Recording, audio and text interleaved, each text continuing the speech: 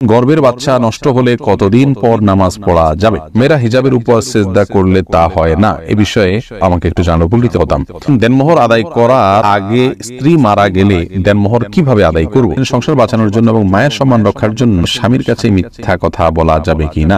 বিছানা জায়নামাজ বিছিয়ে নামাজ পড়া যাবে কিনা? বেসিং এর উপরে পা তুলে ওযু করা যাবে কিনা? বাসায় সালাত আদায় করার সময় আমার পোষা বিড়াল সামনে এসে বসে থাকে, এতে সালাত হবে কিনা? হায়েজ অবস্থায় কি রাতে সিজদা করা যাবে? আর এই অবস্থায় কি কি আমল করা যায়? আমি বাইরে থাকি, আমি যদি আমার বইয়ের গোপন ছবি মোবাইলে রেখে পরে দেখি, আমার কি গুনাহ হবে?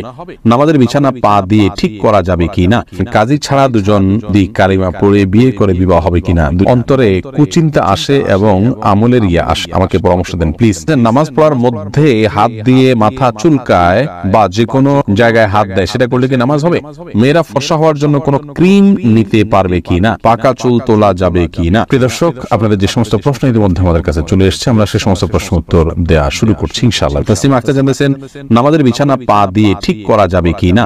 নামাজের বিছানা পা দিয়ে ঠিক করতে কোনো অসুবিধা নেই। জান্নাতুল নাইম জানতে চেয়েছেন, হায়েজ অবস্থায় কি রাতে সিজদা করা যাবে? আর এই অবস্থায় কি কি আমল করা যায়? বোন, মাসিক অবস্থায় মেয়েরা সিজদা দিবেন না, পাঁচ ওয়াক্ত নামাজ পড়বেন না বা কোনো নামাজ পড়বেন না, কোরআন স্পর্শ করবেন না এবং তওয়াফ করবেন না, এছাড়া রোজা রাখবেন না, স্বামী সহবাস করবেন না, এছাড়া যে কোনো কাজ তারা করছেন, দোয়া দুরুদ ইস্তেগফার, আল্লাহর কাছে প্রার্থনা, ইসলামী বই পুস্তক পড়ায়, সব কাজগুলো তারা করতে পারবেন, কোনো সমস্যা নেই।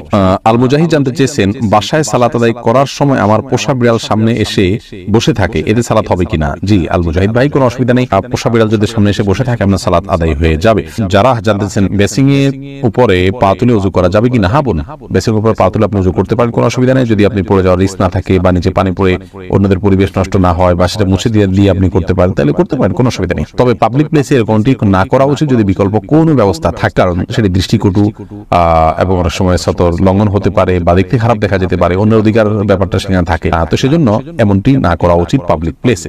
আলেয়া খানম জানতে চেয়েছেন, বিছানা জায়নামাজ বিছিয়ে নামাজ পড়া যাবে কিনা? বিছানা জায়নামাজ বিছিয়ে নামাজ পড়া যাবে, কোনো অসুবিধা নেই। প্রিশিলা আহমেদ আপনি জানতে চেয়েছেন, সংসার বাঁচানোর জন্য এবং মায়ের সম্মান রক্ষার জন্য স্বামীর কাছে মিথ্যা কথা বলা যাবে কিনা?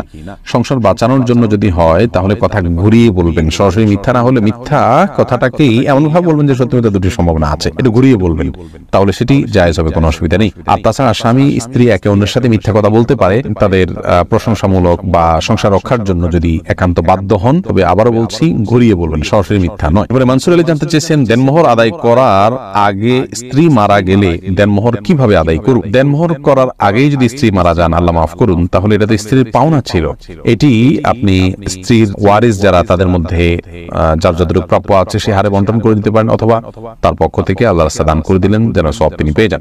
সাইফুর রহমান সিয়াম জানতে চেয়েছেন, পাকা চুল তোলা যাবে কি না? পাকা চুল আপনার একটা বা দুইটা হয়, সেটা তোলা উচিত নয়, কোনো কোনো হাদিসে সেটি নিষিদ্ধ রয়েছে, বিশেষ করে নিজের বয়স লুকানোর জন্য অনেকে কাজটি করে থাকেন, এটি না করাই উচিত। আর নীলুফার ইয়াসমিন মাইশা আপনি জানতে চেয়েছেন, সম্প্রতি একটা মাদ্রাসায় পড়া বোনের কাছ থেকে শুনেছি মেয়েরা হিজাবের উপর সেজদা করলে তা হয় না, এ বিষয়ে আমাকে একটু জানানো উপকৃত হতাম।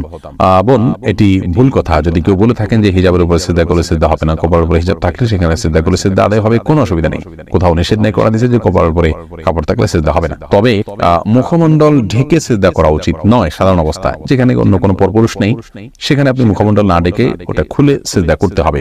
হাদিসে স্পষ্টভাবে মুখমণ্ডল ঢেকে সিজদা করার পর নিষেধাজ্ঞা রয়েছে।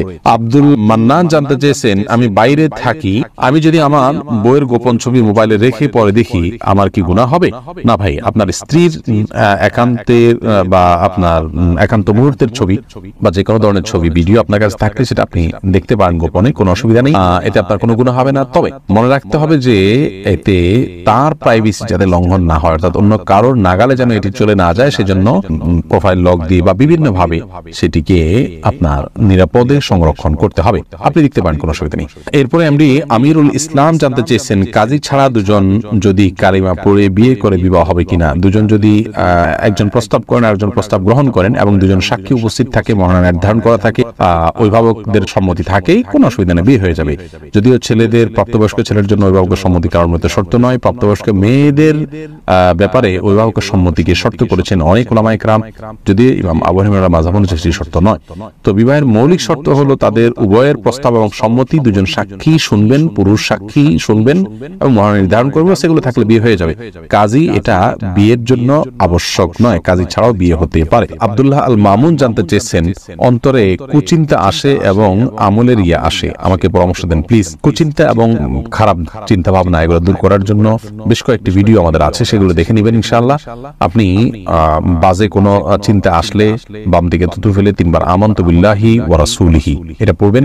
সেই সাথে আল্লাহ তাআলার কাছে দোয়া করবেন, পানাহ চাইবেন, আল্লাহুম্মা জাআল ওয়াসাওয়িসা কলবি খাশিয়াতাক, আল্লাহ আমার অন্তরের কুমন্ত্রণাগুলোকে আপনার ভয় দিয়ে আপনি পরিবর্তন করে দিন। এভাবে আল্লাহর কাছে দোয়া করতে পারেন, নিজের ভাষায় আপনি বলতে পারেন। সেই সাথে আপনার আল্লাহকে নিয়ে যদি বাজে চিন্তা আসে তার জন্য আলাদা কিছু পরামর্শ আছে, আমাদের ভিডিওতে দেখে নিবেন। রিয়া আসলে সমস্ত আমলকে লুকিয়ে করার চেষ্টা করবেন, এই প্রবণতা আপনার মধ্যে থাকলে এবং এই কসরত আপনি কিছুদিন করলে ইনশাআল্লাহ রিয়া দূর হয়ে যাবে। রেবা তরফদার আপনি জানতে চেয়েছেন, কুড়িয়ে পাওয়া নবজাতক শিশু নিজ সন্তানের মতো প্রতিপালনের ক্ষেত্রে তার পিতামাতার নাম কি নিজেদেরটাই ব্যবহার করতে পারবো, নইলে তার স্কুলে ভর্তি আইডি বিভিন্ন ক্ষেত্রে সমস্যা দেখা দিবে, সমাজে সে তো প্রতিটি ক্ষেত্রে হেয় প্রতিপন্ন হবে। খুবই চিন্তা আছে, আশা করি সঠিক নির্দেশনা পাবো। বোন রাবেয়া যদি কুড়িয়ে পাওয়া হয় এবং তার বাবা মাকে কোনোভাবেই খুঁজে বের করানো হয়, আজকাল ডিএনএ বিভিন্ন ভাবে হয়তো খুঁজে পাওয়ার স্কোপ থাকতে পারে, যদি থাকে তাহলে সে চেষ্টা করতে হবে। যদি কোনোভাবে তার বাবা মা খুঁজে পাওয়া না যায় তাহলে সেক্ষেত্রে আপনার ওই শিশুকে যারা লালন পালন করছেন তার জীবনের তার লাইফ যাতে সহজভাবে চলতে পারে সেটা সুবিধার্থে তাদের বাবা ঘরে তাদের নাম তারা উল্লেখ করতে পারেন, অসুবিধা নেই। লালন পালনকারী ব্যক্তিকে বাবা মার ঘরে নাম উল্লেখ করলেও প্রকৃত ঘটনাকে তারা লুকানোর চেষ্টা করবেন না, সেটি যেন সবাই জানে, সন্তান জানে যে তার বাবা মা ভিন্ন কেউ। বাকি তার সুবিধার দিকে লক্ষ্য করে রূপক অর্থে নিজেদেরকে বাবা মা হিসেবে পেশ করতে পারে। তাহিদুল ইসলাম পলাশ জানতে চেয়েছেন, নামাজ পড়ার মধ্যে হাত দিয়ে মাথা চুলকায় বা যে কোনো জায়গায় হাত দেয় সেটা করলে কি নামাজ হবে? হালকা যদি চুলকায় নামাজ হয়ে যাবে, কোনো অসুবিধা নেই, বা হালকা একটু হাত দিলে সমস্যা নেই। কিন্তু এত বেশি চুলকালো, ধরুন 2 হাত ছেড়ে দিয়ে আপনি খুব আরামসে এমন ভাবে চুলকালেন যে একজন সাধারণ মানুষ বাহির থেকে আপনাকে দেখে আপনি কি নামাজে আছেন কিনা সেটা নিয়ে তার সন্দেহ হয়, অথবা আপনি নামাজে আছেন সে বুঝতে না পারে, এরকম যদি হয় তাহলে এটাকে আমলে কাসির বলা হয়। এরকম আমলে কাসির করলে নামাজ হবে না। আর যদি হাইয়া আছে, নামাজের রূপ আছে, আপনি সেরকম ইয়ের মধ্যে আছেন, নামাজের অবস্থার মধ্যেই আপনি আছেন, বোঝা যায় যে আপনি নামাজে আছেন, সে অবস্থা বজায় রেখে ধরুন হাতে একটা বাধা আছে, আরেকটা দিয়ে হালকা একটু চুলকালেন, মানুষ দেখলে বুঝতে পারতেছে যে আপনি নামাজে আছেন, আপনার ভাবভঙ্গি বাধাটা বোঝা যাচ্ছে। এরকম যদি হয় তাহলে এইটুকু চুলকালে কোনো অসুবিধা হবে না, জায়েজ হবে। আলামিন হোসেন জানতে চেয়েছেন, গর্ভের বাচ্চা নষ্ট হলে কতদিন পর নামাজ পড়া যাবে? গর্ভের বাচ্চা যদি নষ্ট হয়ে যায় এবং রক্ত ব্লিডিং হতে থাকে, নেফাস হতে থাকে যেটাকে বলা হয়, সেটা হলে সর্বোচ্চ 40 দিন পর্যন্ত তিনি নামাজ থেকে বিরত থাকবেন, তারপর নামাজ পড়তে হবে ব্লিডিং থাকলেও। আর যে ব্লিডিংটা তার আগে বন্ধ হয়ে যায় 20-25 দিন 30 দিনের মাথায়, তাহলে যখন বন্ধ হবে তখন দেখবেন নামাজ শুরু করবেন। এরপরে এমডি নূর আলম জিকু আপনি জানতে চেয়েছেন, মেয়েরা ফর্সা হওয়ার জন্য কোনো ক্রিম নিতে পারবে কি না? নিজের সৌন্দর্যকে নিজের প্রকৃত রঙকে লুকানোর জন্য যদি এরকম কোনো ক্রিম ব্যবহার করে বিয়ের সুবিধার জন্য, যাতে মানুষ ফর্সা দেখে বিয়ে করে, পরবর্তী দেখবে যে পুরো শরীর কালো, এরকম করলে প্রতারণা হবে, সেজন্য এটা নাজায়েজ হবে, হারাম হবে। আর এমনিতে নিজের রূপচর্চার অংশ হিসাবে যদি তিনি করেন, এখানে কাউকে প্রতারণা করার কোনো স্কোপই নেই। ধরুন বিয়ে হয়ে গেছে কথার কথা, অথবা বিয়ের এখনো আলোচনাই নেই, তো এই জায়গা থেকে জাস্ট নিজেকে সুন্দর হিসেবে প্রকাশ করার জন্য করছেন, তাহলে সেক্ষেত্রে করতে পারেন। আর যদি এখানে ব্যাপক পরিবর্তন হয়, অর্থাৎ গোটা রংটাই টোটাল চেঞ্জ হয়ে যায়, তাহলে সেটা জায়েজ নাই।